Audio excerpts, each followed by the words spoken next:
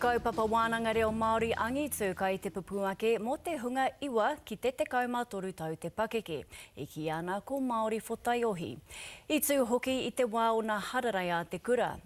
E ai ki tā mātou kaikawe kōrero a te Okiwa McLean, he matapihi tirohanga hou kua hura ki te hunga taiohi nei.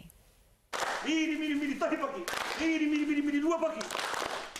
Ano te pai me te āhua reka, o te noho tahi a te teina me te tuakana i raro i te reo Māori. Toko mahi i tai mai te hikaka i o rātou pūmanawa ki tēnei kaupapa kia whakaora i te reo. E homai kia o tētahi kupu, e mea hau rānei ko. Mō te roanga o te wiki ko te whakakaha i te hinengaro Māori, te kori tinana me te whakapiki reo ngā aronga matua. He oi ko te mahi i te rānei, he whakatika hapa.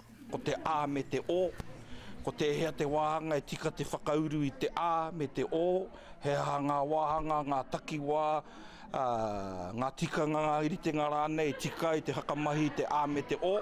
Me te whakapono nui he nui ngā hua kāputa, pauako mai, tauira mai anō hoki.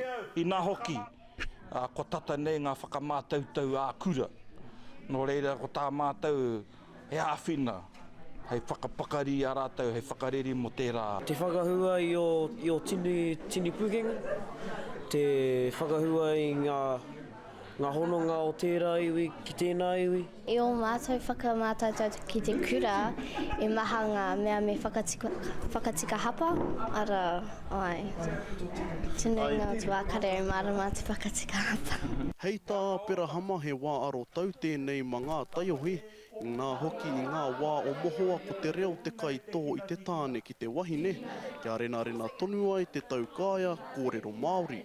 Tēnei ngā enei tangata e konei waku hoi i te kohanga. Pēnā he taina, he tuakana, he prata, he tuahine. Nā kore konei. Hare au te whirangi he o Hoatāne. Mēna te koro, tutungia te hate te o te reo, kia pūkauri, kia tino ngiharawa. Ko rātou ngā rangatira moa popo, ngā mātua moa popo. Hei a pōpō karukuhia ngā rētōtanga o te whakapakari tinana, hei oranga tinana, hei oranga wairua, o tirā, hei reo ora. Te Okiwa McLean, te karere.